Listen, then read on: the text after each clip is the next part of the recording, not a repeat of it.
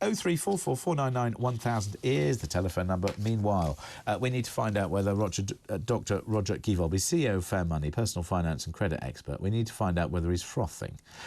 I suspect that he's not frothing today. He's probably reflective, protective and objective. Let's find out. Roger, good morning.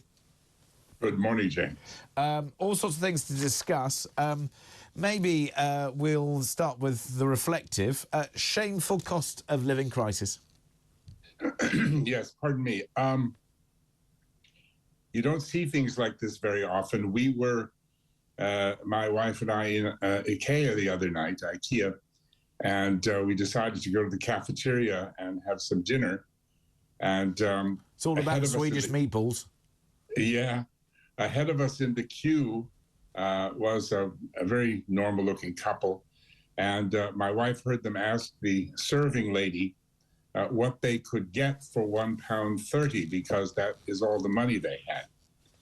And she told them that, unfortunately, the least expensive item that they had was a single portion of cauliflower cheese for £1.50. Now, clearly she wanted to help them, but she wasn't on the till, so she couldn't do anything.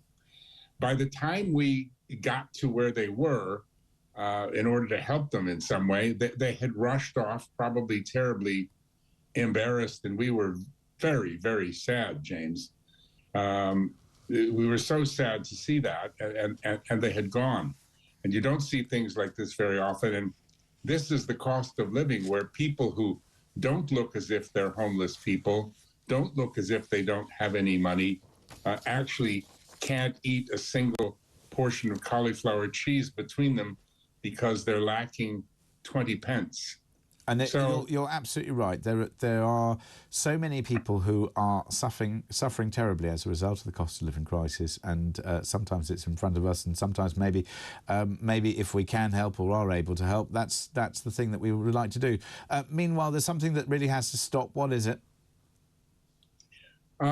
Well, you know, more stories. Things seem to come in threes.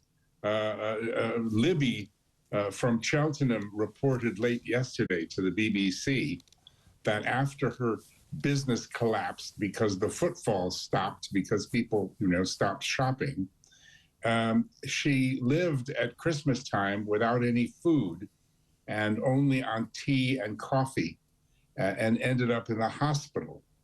And then Gail, also from Cheltenham, came forward and said that she only heats her home for 2 hours a week when her granddaughter comes to visit, because otherwise she couldn't afford to run her mobility scooter.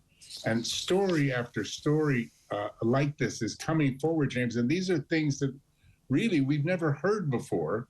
And what we get from the politicians is, Grant Shapps simply said he's, quote, sympathetic, unquote. And we've got our fuel subsidies and the rest, which are being held at £2,500, and we're being given 400 quid over a series of months. But it's all going to stop. Smug Jezza, our chancellor, is going to stop it in April. And then what happens to us? Because, things are not getting better, they're getting worse.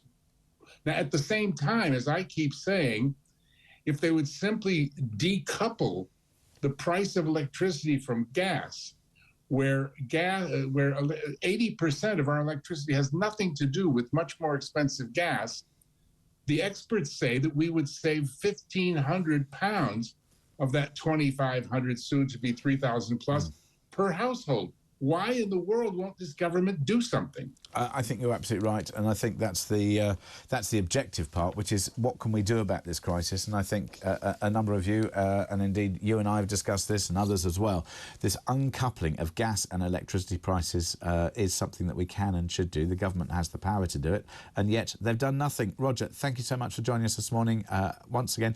As always, much appreciated. That's Dr. Roger Givolbi, CEO of Fair Money, personal finance and credit expert.